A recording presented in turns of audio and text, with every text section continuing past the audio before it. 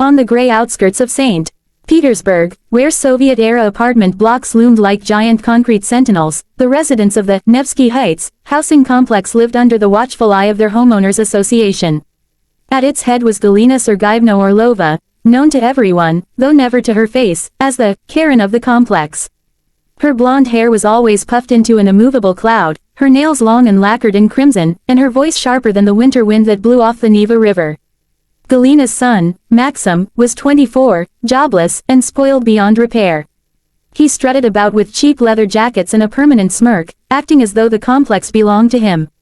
His mother enabled everything, from his drunken late-night shouting to his entitled demands at the local grocery kiosk. Most tenants grumbled, but Galina's influence in the HOA made complaints vanish like snow in April. One particular frosty Saturday morning, the kind that made the sidewalks slick with ice and forced babushkas to wrap scarves twice around their heads, the residents queued at the small market in front of the complex. At the head of the line stood Colonel Darius Johnson, a tall, broad-shouldered black man in his late 40s. He was an imposing figure even in his civilian clothes, wool coat buttoned to the top, cap pulled low against the wind. Darius wasn't Russian by birth. He had moved years ago, married a Russian woman, and had built a distinguished career in law enforcement. Now, he was not only a decorated officer but the commander of the St. Petersburg Municipal Police Precinct. Few outside the force knew his position. He preferred quiet authority to public attention. Darius placed his groceries on the counter: bread, milk, smoked fish, potatoes, and a jar of pickled mushrooms. The cashier greeted him warmly. He was known for his respectful manner and fluent Russian, though his deep baritone still carried an accent. Just as he reached for his wallet, Maxim barged into the store, his breath reeking of vodka despite the early hour. He shoved past the line, ignoring the protests of two elderly women. Cherny, Maxim sneered, pointing at Darius's bag. Give me those groceries. My mother says the soldiers of Russia should eat first. You can go buy more later. The shop went silent. The insult, spat with venom, cracked through the air like a whip. The babushkas gasped. The cashier froze. All eyes turned to Darius. Darius, calm as ever, placed his wallet on the counter and turned slowly. His eyes, cold and steady, locked on Maxim. He did not raise his voice. He didn't need to. You will lower your tone, he said in Russian, his voice smooth but heavy with command. And you will apologize to these women you pushed. Maxim laughed, puffing his chest. What are you going to do, foreigner? You think you can order me around? This is Russia, not America. My mother runs this place. He leaned closer, eyes flashing with arrogance. Give me the bag, or I'll make sure the cops drag you out of here. The tension in the air was thick enough to choke on. Darius didn't move, didn't flinch. He simply picked up his bag, placed a firm hand on the counter, and said one word. Leave. But Maxim, emboldened by vodka and his mother's protection, stormed out of the store, shouting threats. Within minutes, the sound of Galina's shrill voice echoed across the courtyard. She was on her phone, pacing, gesturing wildly. Hello, police. Yes, there's a black man harassing my son at the market. He's threatening him, he's dangerous. Hurry, hurry, before he hurts someone. The residents peered from their windows, whispers spreading like fire. Galina stood in the snow, triumphant, certain that her call would bring blue lights flashing in. Handcuffs snapping shut around Darius's wrists. She even smirked, imagining her power doubling when she had this outsider removed from the complex.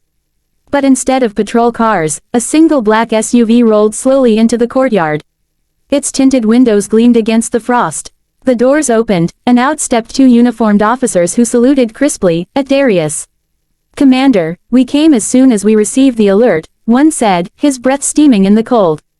Gasps rippled through the crowd. Galina's smirk faltered, her face blanching. Maxim stumbled backward, suddenly sober. Darius adjusted his coat collar, his expression unreadable. He walked deliberately toward Galina, each step crunching the snow like a drumbeat of authority. The officers flanked him, silent, their posture stiff with respect. Mrs. Orlova, Darius said, stopping inches from her. His deep voice carried across the courtyard. I understand you reported a disturbance. I want to hear your statement clearly, in front of all your neighbors. Galina stammered, her words tangling in her throat. My son he was attacked. That man, he threatened. Enough, Darius interrupted, his voice sharp as steel. Your son attempted to steal my groceries, insulted me, and disturbed public order. That is a crime in Russia, punishable by law. And your false report, also a crime. The crowd murmured. Babushkas clutched their shawls tighter, nodding fiercely. Finally, someone stands up to her, one whispered. Maxim turned pale, his bravado gone. Mama, I didn't know, he's the commander. Darius turned to the officers. Take his statement, file charges for harassment and attempted theft. And add her false report to the record. Galina's mouth fell open. You can't do this to me. I run this complex. I have influence. You have abused your influence. Darius cut her off, his gaze unyielding. This is not America, as your son so proudly reminded me.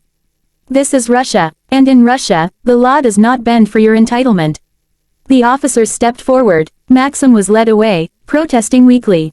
Galina sank into the snowbank, her once flawless hair collapsing under the weight of humiliation. The neighbors, emboldened by the sight, began whispering louder, some even laughing quietly.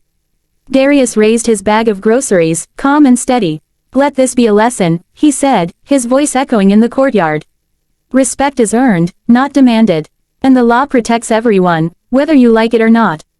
With that, he turned, saluted by the officers, and walked back to his building. The courtyard buzzed with new energy, relief, admiration, and a long overdue sense of justice. That night, lights burned late in many apartments as residents retold the story over tea and black bread. The Karen of Nevsky Heights had finally been silenced, not by shouting, not by petty arguments, but by the unshakable presence of the very man she tried to destroy. And for the first time in years, the people of the complex felt free to breathe.